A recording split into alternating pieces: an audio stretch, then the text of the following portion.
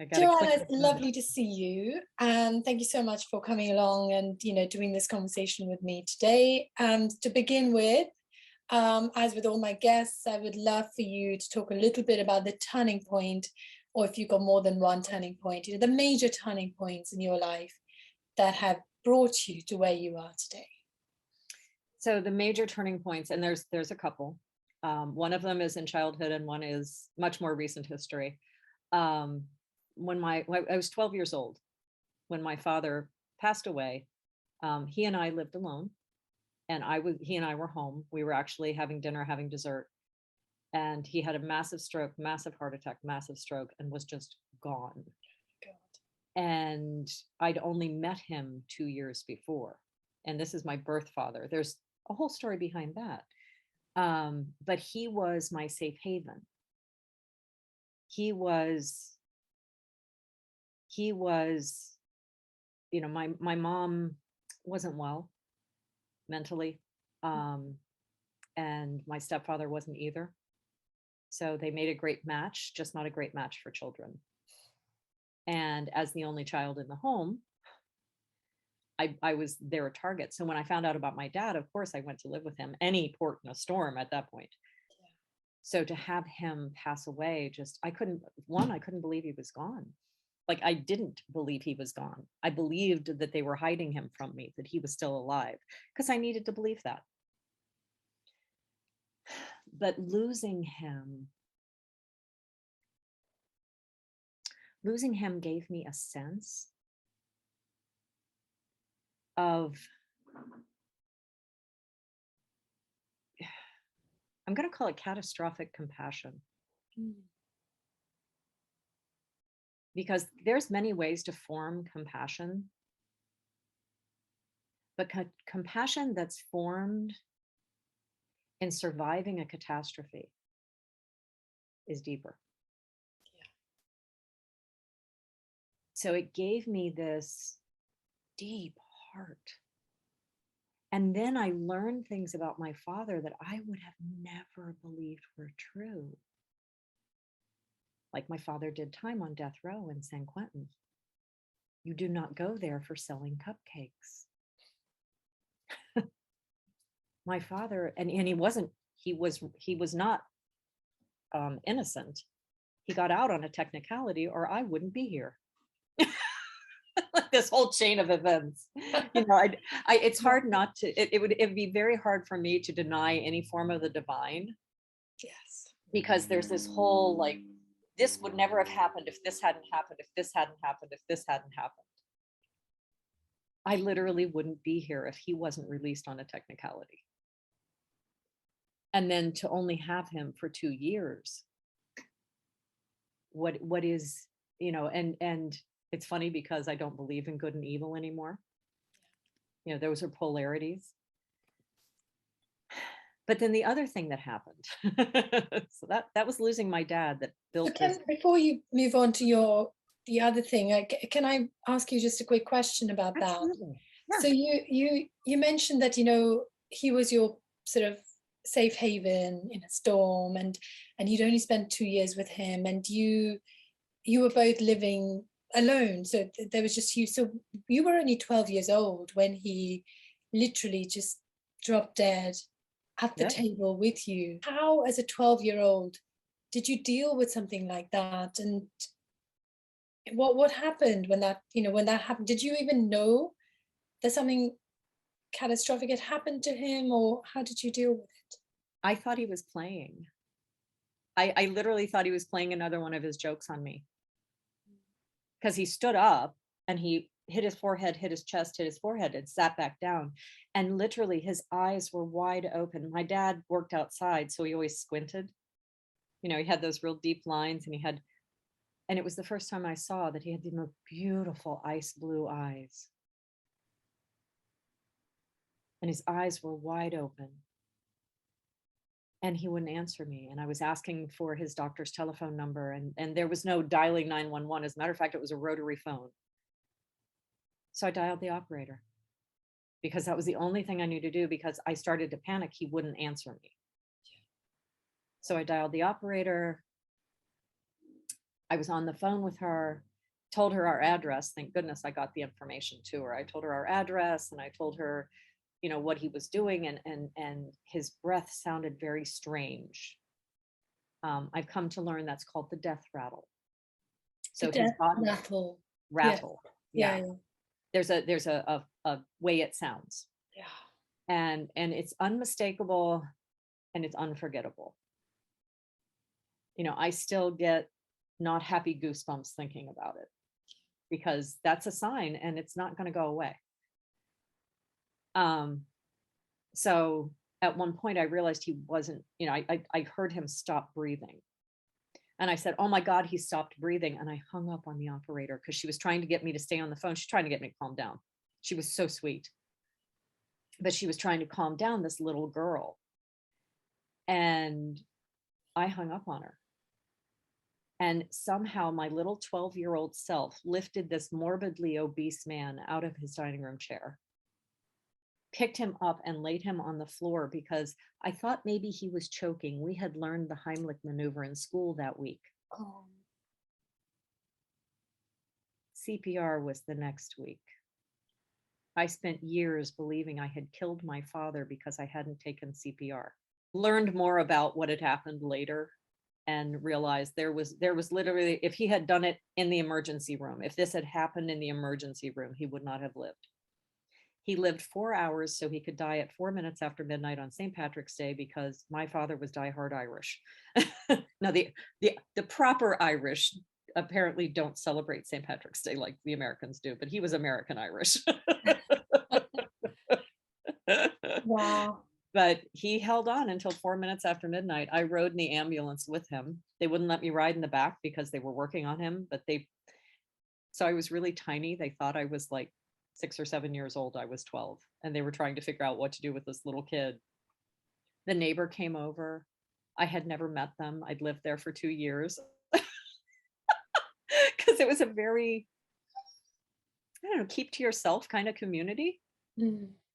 Nobody bothered anybody. The neighbors didn't bother each other. We also didn't know each other. So I couldn't run over to their house and ask for help. But they came, and they followed the ambulance to the hospital, and they came and took me back to their house. So it was this unreal. Oh, and then there was the phone call. At just after midnight, their phone rang. And the woman went into the kitchen, answered the phone, hung up the phone, and kind of stood there. I said, my daddy's dead, isn't he? She went white as a sheet and wouldn't speak to me the rest of the time until my aunt got there. My aunt came up from LA to pick me up. We were living in Ojai Valley at the time. But how does a child deal with that? I pretended he wasn't dead. I pretended he was coming back for me. We went to the funeral. They never opened the casket. He wasn't in it. I did that until I was in my 20s. And I literally cut a U-turn at a stoplight to follow a man in a van that looked like my dad and resembled my dad's van. And I said, Joanna, if you lost your mind, if he was coming back, he would have come back by now. Stop this. Pulled over, had a really hard cry, and let go. But that's how a 12-year-old coped. That's how 12-year-old me coped, is this isn't real. And nobody made it real for you. Was it that people were trying to protect you by not talking about it, but actually it made it worse? Not by not talking about it,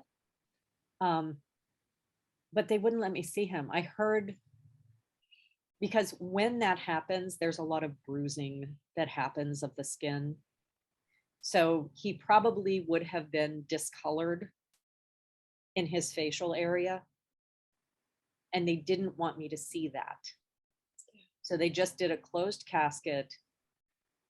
Let's make this aesthetically pleasing. But aesthetically pleasing doesn't create closure. So again, catastrophic compassion, which I had never literally thought of putting those two words together before, but that's what it is. For me anyway, catastrophic compassion is also about, what do you do when there is no closure? What do you do when you will never get to say you're sorry to that other person? What do you do when that other person will never tell you they're sorry? What do you do? How do you do? And I had to become an expert, because that's not the only thing in my life that hurt. Thank you for sharing that. I know that was probably hard going back there, and I really appreciate you doing it. It's actually cleansing and healing. It's always cleansing and healing. I've done a lot of work around it. I've worked with therapists for years. Yes. To just how to better help myself and how to better help others. That's what that compassion does. Is, how do I help others too? Because I'm not the only person that's been hurt. How do I show them that there's hope? How do I show them that there's healing? How do I show them that there is life after? That's what compassion does. Compassion comes alongside and says, I'm here. What do you need? And the first answer is usually, I don't know. So I'll just be here. I'll just be here, because connection was what was desperately needed. And I felt very alone. I felt very alone because my dad's sister was also grieving my dad. 6 months after he died, she crawled into a bottle and never came out. My mother couldn't get custody of me. They give crack mamas their babies back. My mother could not get custody of me in 1977. So what happened? So who did you end up growing up with? When my aunt crawled into a bottle and didn't come back, there was nowhere else for me to go. I went back to live with my mother.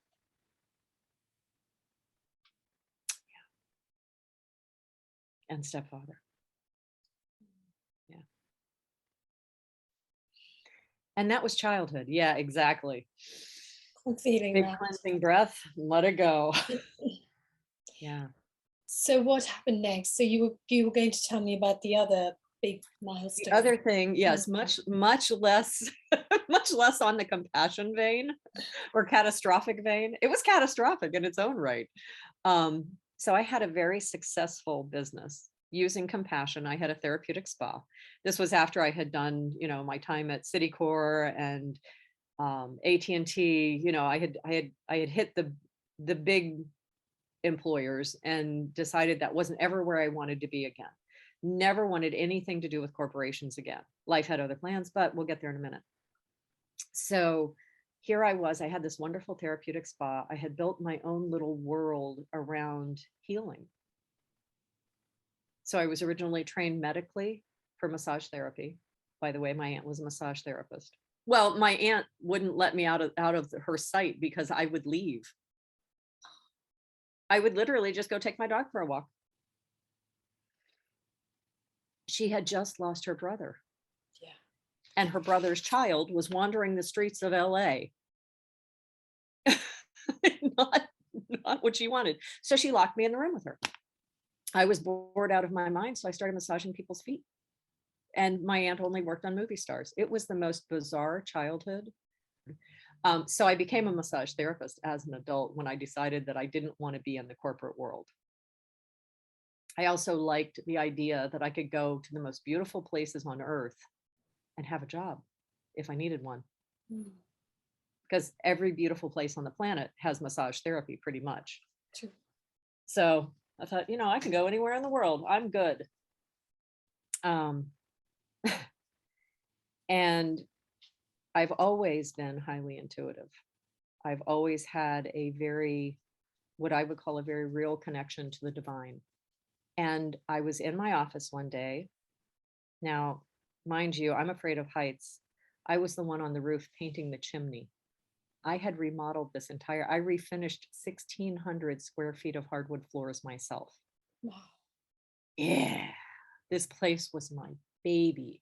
My heart and soul and sweat and blood and some tears were shed into this place. And I really thought this was my retirement. I had bought the house next door. I had bought the office. I had bought the house next door. I had bought a 5-acre retirement property, and I was getting ready to sign a contract. And this is, sorry, just this is to clarify, you were being a massage therapist, or you were still in your corporate? Yeah. So I was the business a was massage doing therapist. flourishing. The business was doing really well. Yeah. Oh, it was doing great. Yeah. It was doing fabulous. And it was all built on my hands. But I got an audible voice. It was the second time in my life I had gotten an audible voice. And it said, it's time to change careers. And all of my infinite wisdom, I looked up at the ceiling and went, not right now. I'm finally making good money. And it went click. Like when the line goes dead on the phone. Click. And I thought, well, that couldn't have been too important. So I didn't change careers. I didn't even look. Why would I? I loved what I did. My Play-Doh had bones and talked back. Every doctor in town referred to me. I mean, that was just the way my life was at that time. I was charmed. What did I have to worry about? Well, 18 months later, I lost the use of my hand. Woke up one morning with intractable pain in this joint. Massage therapists go bad in the saddle joint. So this joint was where I went bad. But they couldn't find it. They couldn't figure out what was wrong with me. Went to my chiropractor. He adjusted everything and it didn't help. And, you know, and then began my journey for the next year and a half of A to Z, acupuncture to I don't know what. Even the orthopedic surgeon in town who looked at my hands said, I don't know, you have beautiful bones. There's no sign of arthritis. And you should be riddled with arthritis. I know what you do. He knew me by reputation. Hang on. So if you do massage therapy for a living, you are more likely to get arthritis, is that? Well, because I did deep tissue body work. So really powerfully deep body work. I see. They expect that in massage therapists who do deep tissue body work usually last about 5 years. If they get 10, they're lucky. Because it's so intense and so much. Okay. Yeah, it's like, you know, people get arthritis in their knees when they're on their feet a lot. Yeah. You know, and some runners get arthritis and some don't, and they can't really explain why. So my hands, and I will tell you, I know why I had no problem with my hands, because I had beautiful energy running through my hands, healing running through my hands every day. Of course I had beautiful bones, because the healing that was going to others was coming through me. Through me, not from me. Big difference, isn't it? It's a big difference. There is a huge difference in coming through me and from me. So what happened? So you lost, were you just in a lot of pain, or did you actually lose feeling in your hand? What actually happened? It was so this incredibly independent woman, I couldn't cut my own food for 3 months. It was just that painful that you couldn't use your hand. Mm-hmm. Yeah, it took me 5 years to declare bankruptcy because I had that much between savings and equity in the houses. And oh, by the way, the market crashed. But by the time the market crashed, I had found coaching. And it was another thing. I had taken a job somewhere because I can see the signs.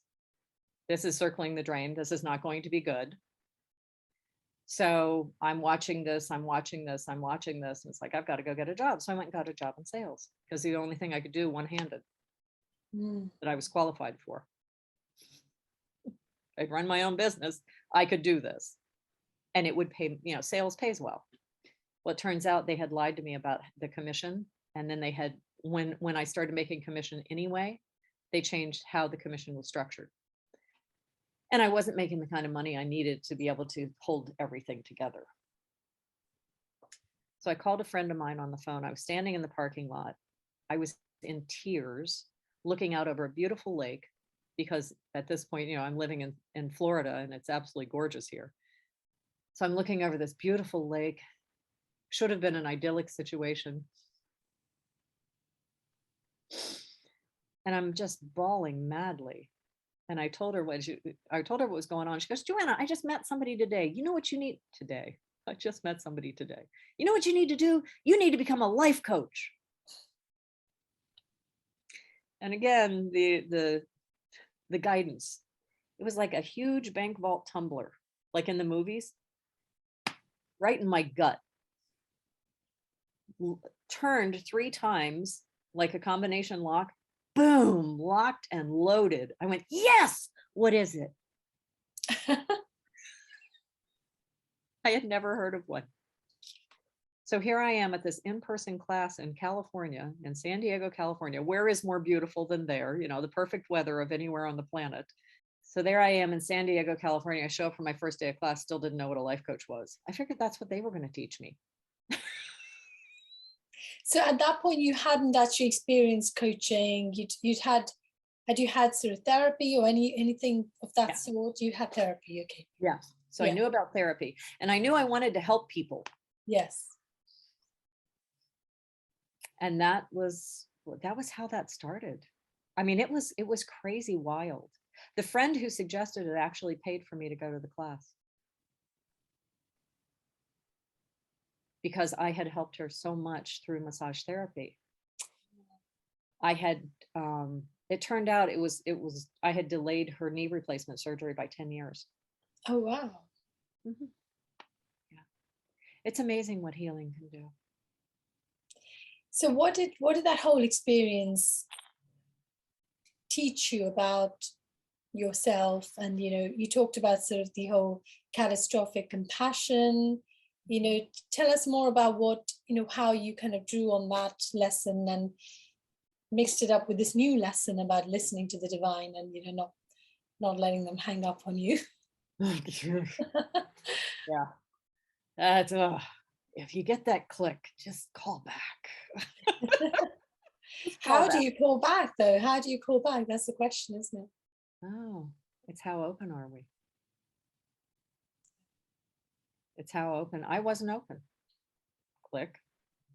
Had I opened up at that click, which I did later when I got another click. Wait a minute, what was that? Immediately opened everything back up and got the answers that I needed. But that was me. It was, they hung up because I closed up. You know, I got the click. I wonder now if they hung up or if I hung up. You know, just made me think of that. Thank you. So the funny thing is, remember, I loved my job so much that I didn't want to change it.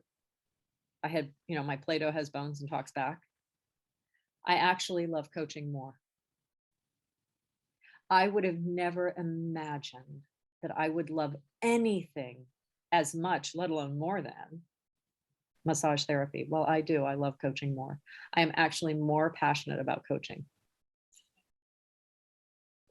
and all of the many ways that it changes things, and then to blend them together for compassion in coaching. Because there are coaches out there that totally believe that the best way they can serve their clients is to hold their feet to the fire. Like, oh my God, that sounds really mean. It does. Yeah, I would be coached like that. I would hate that. Right? And I always think of little baby feet. I don't know why. I don't think of adult feet. I think of little baby feet, like there by the fire. It's like, don't do that. My God. Because people are tender on the inside. Of course. It's that whole inner child, isn't it? We've all got our little inner child. Yes. Yeah. Yeah. Yeah. So hold them, hold the client the way I would hold a child. Not the way I would hold an adult who is to blame for their mistakes and needs to get their act together and nobody needs that. They're doing that to themselves enough. Yeah. You know, that phrase, you know, oh, you're your own worst enemy. No, I'm actually not. Between therapy and coaching, I've actually learned to be a friend to myself most of the time. And I really believe that's what people need more of, because that's when I see people change. People don't change when I yell at them. People don't change when I ridicule them. People don't change when I make them feel small or less than. People change when they're ready and when they're protected. Do you think there's too much focus on, when people talk about coaching, or people talk, there's so much focus on, be yourself, be yourself. And I often have this thought that, what does that even mean? Because, like you said, we wear different clothing, we wear different masks, and they're all part of us to some extent. So what was your experience, when you brought in this compassion, this safe space to let people try out different clothes? Talk more about what that means for that person. What do they learn about themselves? Well, here's the thing. I couldn't have done any of this without the specific school that I went to. Because what you're talking about, be yourself. I didn't know who I was. I thought I knew who I was. I mean, I'm a massage therapist. I'm a mom. I have these roles that I play. That's who I am, right? Is it? There's all the tests we take, the Myers-Briggs. I can't even remember which, what thing I am in that. There's a box somebody's willing to stick you in. But the school that I went to, that school taught how to get to what they called a future self. Mm-hmm. So to take a look at the individual, how many years in the future? Yes. And it was weird because they do this thing called a self-discovery summary. So it's a self-discovery exercise. If you're going to be yourself, find yourself first. Because most people are trying to be what they've been told they are. Mm. Thus the trying on. Well, maybe I'm what Sally said I was, or maybe what Larry said I am. Maybe it's my mom. Maybe my mom was right. God, what if grandma was right? Yeah, those kind of things. Yeah. So they're really trying on a bunch of stuff that may have nothing to do with them. And I went through this process. It takes a couple of hours. Went through this process. And I came up with fun being one of my high value words. And I was anything but fun. When that came up, I'm like, how is that possible? I don't have fun. I didn't. I really didn't have fun. I was miserable. I built my life on complaining. Because that's what the people around me did. I knew how to do that. I had plenty of models. I could complain about stuff all day long.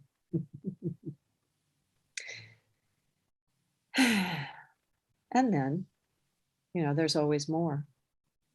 So I took this self-discovery. As a matter of fact, I took it so much to heart, I eventually painted it in a 2-story mural on my living room wall.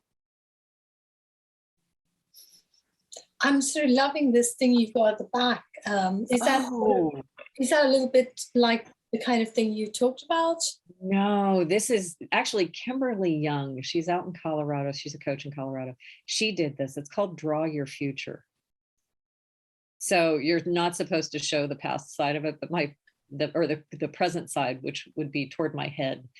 That side of it is, before the bridges. But my before was so lovely. Why not? And then my after is even better. And actually putting it out there visually, does that in some ways make it more real? Does it make it sort of, is it that, you have a reminder of what it is that you want? Well, there's a lot of science around learning styles. Yeah. And I as much as I'm guided, I love science. And so science says most of us are visual learners. So given a visual representation, I've got my little tree, the first one I painted, I've got it in the other room. I could grab it and stick it up here, but it's right there where I can see it. So I always have those visual reminders until the way I say it is I took it in through my eyes so many times that it started to get into my cells and become part of my DNA. Yeah. So that's that thing of be yourself. You know, whose quote is it? Be yourself, everyone else is taken.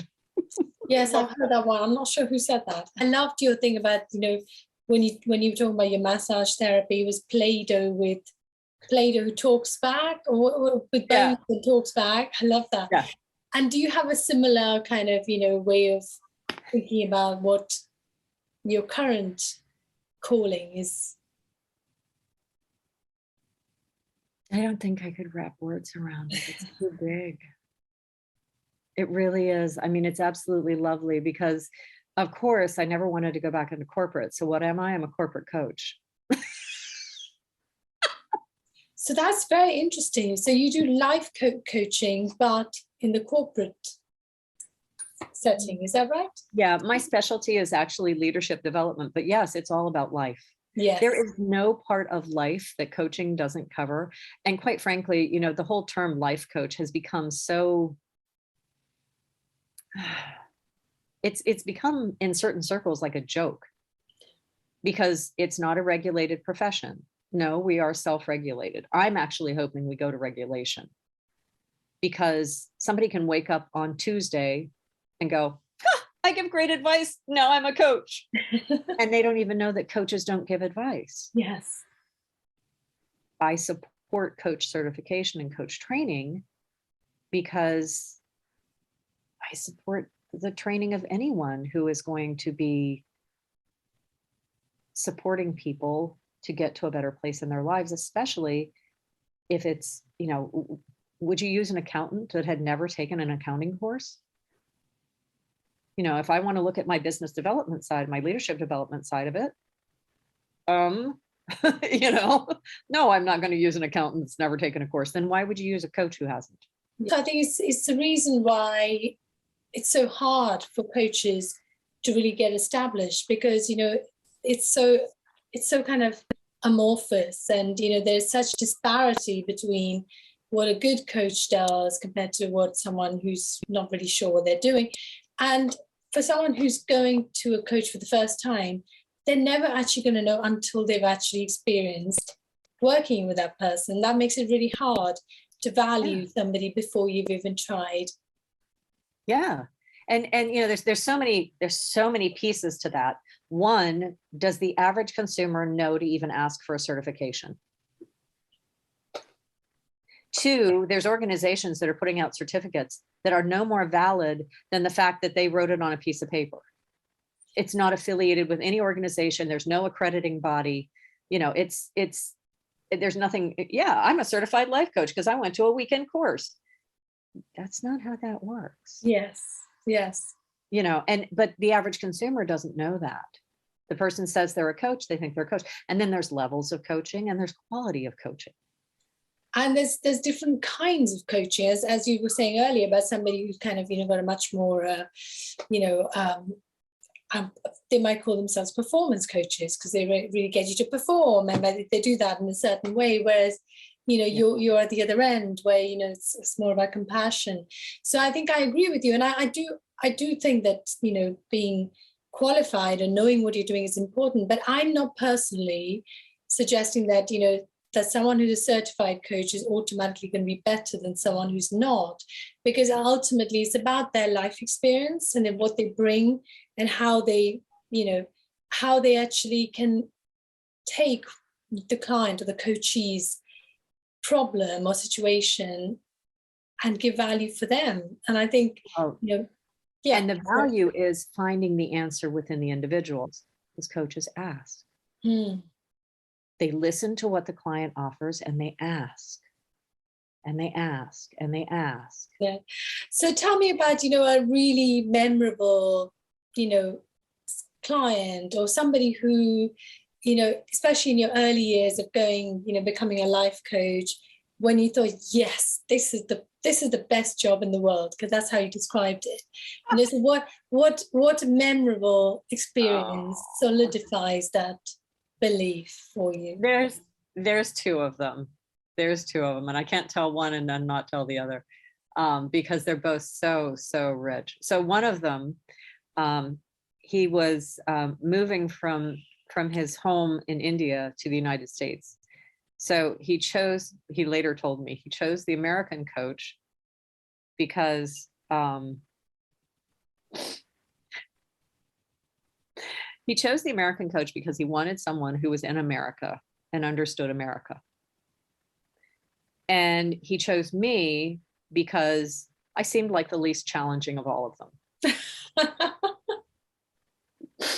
He later retracted that statement, that if he wanted less challenge, he probably should have gone with somebody else. I said, thank you. But yeah,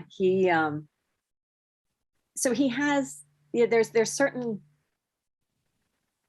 trying to think of the politically correct way to say this. Humans tend to have certain areas where they feel this is their right, this is their privilege. Patriarchy exists for a reason, and it's not because somebody's trying to be a jerk. Mm. They just know they're right. My favorite memory is he called me one day and he'd had a flat. They had just moved to the States and they were in a rental car, just he and his son, teenager. What can a teenager teach a grown man? In a patriarchal system, nothing. So they had a flat. Of course, he called what you're supposed to do. He got out the rental information and called who he's supposed to call. And his son looks at him and goes, Dad, we can fix this.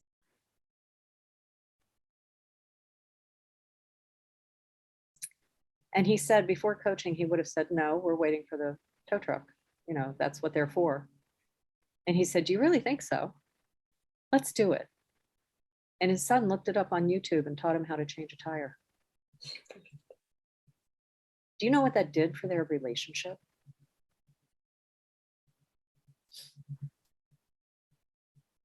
Yeah. When I can touch people so they're stronger at home, home is the hardest place to do this. And that is huge. The other one would be a young woman who came to me early in my coaching career. Still happens to be a client. You know, she's not on a regular basis, but when she needs coaching, she knows who to call. Yeah. And she came to me and she said her business had been flat for 5 years and she wanted to retire in 2 years. I said, great, let's do it. And she goes, really? Which I thought was a weird response given that it was her goal. And I said, sure, why not? And she said, well, my last coach told me I needed to get more realistic goals. I went, I said, your last coach was coaching to her own beliefs, not yours. Yeah. And her own lack of whatever.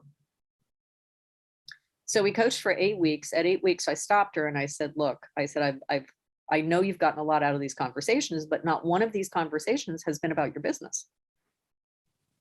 They've all been about personal stuff. And I want to make sure, because this is a 3-month contract, I want to make sure that we are doing what you need to do. Because if you want this to be about your personal stuff, you're allowed to do that. It's your sessions. But you asked me to help you retire in 2 years. And she goes, oh my God, I didn't tell you. Tell me what? Apparently her business had doubled in those 8 weeks. What? Her business had doubled. She had to hire 2 more employees. She was doing all this stuff. And all she was doing was getting her personal life out of the way. Beautiful. It makes such sense. And how rarely do people actually get that? Because, you know, you have people thinking, oh, I want to talk about my professional stuff. Yeah. You know, my personal stuff is different, but it's the same you going in both places, you know? It's not like, you know, there's a different you going there and then you come home and suddenly you're a different you. You know, you're so right. I love that. And even people who really believe they are one person at work and another person at home, Denial is only deep enough for one. I like that. Denial is only deep enough for one. Yeah. And it's an interesting example in both those instances that, you know, that actually sometimes the thing that we think we want is not really the thing that needs addressing. It's so true. You know? So true. It is so true. So well, I appreciate we're coming to the end of our conversation. So what I would love you to tell us, Joanna, is that, you know, you made this sort of journey, and, you know, your childhood was clearly, you know, very interesting. Is probably an, you know, euphemism for what was clearly a very difficult childhood. Yeah. And you've taken your experience and the compassion that you directed towards yourself, and now you're kind of putting it out there, and especially in the context of corporate coaching. Tell me a little bit about how that works, because often I find that corporates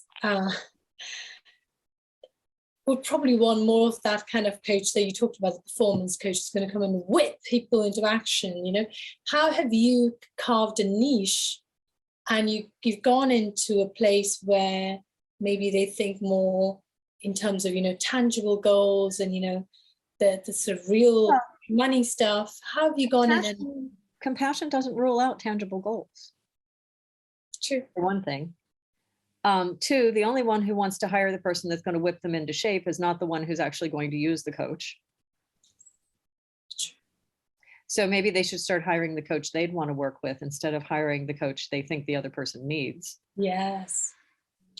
Because no one was ever beaten to wholeness. No one was ever beaten to their full potential. That takes nourishment, that takes nurturing, that takes championing. The more we beat people down, the less well they perform. Yeah. And it's a universal truth. And somehow we've bought this universal story that we can beat people into being better humans. Yeah. You know, if the penal system was going to work, it would have worked by now. We've got more people in prison, not less. And no, it's not just due to population growth, because the number of people in prisons is not growing at the rate of population growth. It's growing far faster than that. I completely agree with you. But here's a question that came to my mind, which is sort of like a challenging question, and something that maybe some people might be thinking about. You know, so when you look at some of the people who are performing very well in sports, for instance, you know, so if you look at, you know, in tennis or in some other sports as well, the people who are really consistently doing very well, when you look at how they got there, it feels like they were really pushed and beaten and driven, you know, not necessarily because they wanted to do stuff, but they were pushed into doing it. So some people might argue, but so really, I'm going to pause you. Yes. Because you're right. There are people at the very top of the game, Yes, who have been beaten into that position. How many bodies are laying on the wayside that were also equally beaten? Can we afford those kind of casualties in business? Can we even afford those kind of casualties in sports? How much better would they perform with accountability, compassionate accountability? Accountability is a thing in compassion, believe it or not. This is not all airy fairy cupcakes. You know, this is compassion with accountability. Compassion and accountability, compassion and support, compassion and how are you going to do this for yourself? You know, this isn't about, oh, I'm going to take care of you and I'm going to do it for you. Yes. It's not the sugar coating. Yeah. This is the true compassion that comes from, I care for you and I want the best for you. And sometimes that looks like tough love. And sometimes it just looks like love. And we're coming to the end, so I'm gonna drop my big thing here, because my passion project is working with sellers in human trafficking. Why on earth? Wow. Why on earth? First of all, there's a billion people out there, well, not a billion, several 100,000 people out there working with the supply side, as in trying to get the victims out of human trafficking. Mm. But you take a victim out of human trafficking, they just go get another one. They're everywhere. Florida is a hotbed for taking people into human trafficking. People disappear all the time. If they're found, they're often found in human trafficking. Take one seller out. I've just cut that supply line. Desmond Tutu said, we've got to stop just pulling people out of the river and go upstream and find out why they're falling in. Yes. Upstreamconservancy.com is under construction. Have a meeting with my web designer later this week. Upstream Conservancy. It's about how things happen in our society,